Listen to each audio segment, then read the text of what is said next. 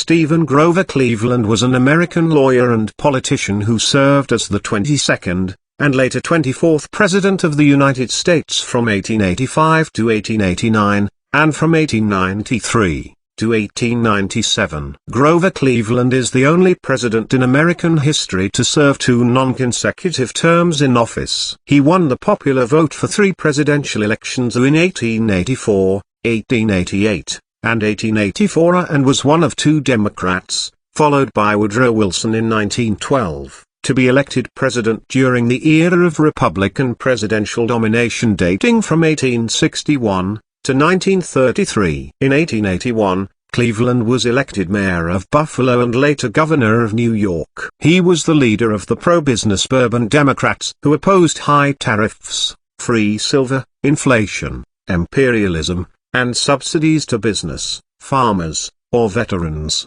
His crusade for political reform and fiscal conservatism made him an icon for American conservatives of the era. Cleveland won praise for his honesty, self-reliance, integrity, and commitment to the principles of classical liberalism. He fought political corruption, patronage, and bossism. As a reformer, Cleveland had such prestige that the like-minded Republicans, called mugwumps, largely bolted the Republican Party's presidential ticket and swung to his support in the 1884 election. As his second administration began, a disaster has hit the nation by the Panic of 1893 produced a severe national depression. It ruined his Democratic Party, opening the way for a Republican landslide in 1894 and for the agrarian and civil rights seizure of the Democratic Party in 1896. The result was a political realignment that ended the third-party system and launched the fourth-party system and the progressive era. Cleveland was a formidable policymaker,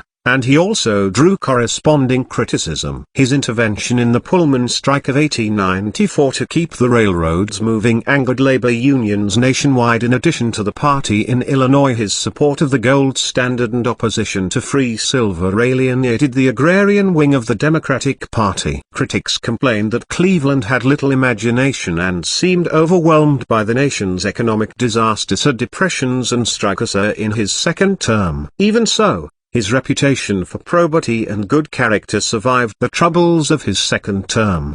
Biographer Alan Nevins wrote, "In Grover Cleveland, the greatness lies in typical rather than unusual qualities. He had no endowments that thousands of men do not have. He possessed honesty, courage, firmness, independence, and common sense. But he possessed them to a degree other men do not." By the end of his second term, public perception showed him to be one of the most unpopular U.S. presidents, and he was by then rejected even by most Democrats. Today, Cleveland is considered by most historians to have been a successful leader, and has been praised for honesty, integrity, adherence to his morals, defying party boundaries, and effective leadership. Steve Grover Cleveland's birth location is in Caldwell, New Jersey since Saturday, March 18, 1837, and his death location is at Princeton, New Jersey from gastric ulcer since Friday, June 24,